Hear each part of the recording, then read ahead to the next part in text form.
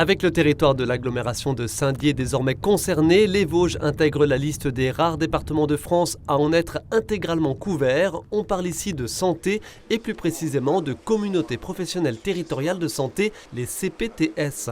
Entendez des praticiens qui se connaissent et qui coordonnent les parcours de soins de leurs patients. Jusqu'à il y a peu, les Vosges comptaient 3 CPTS. Depuis ce vendredi matin, une 4e couvre la Déodacie.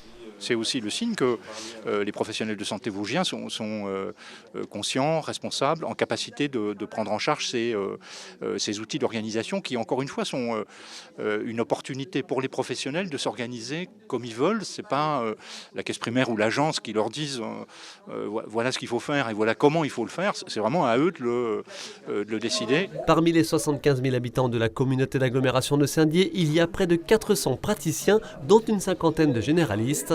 Statistiquement, c'est dans la moyenne, mais des départs en retraite doivent et surtout devront être prochainement remplacés.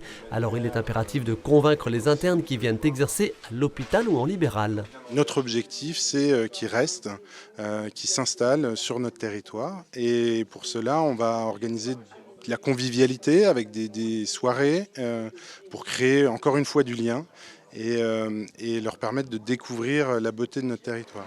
L'autre mission importante que se donnent les professionnels, c'est améliorer les parcours de soins, principalement après une hospitalisation. Vous pouvez avoir un patient qui sort avec un médicament bien précis qui est par exemple prescrit.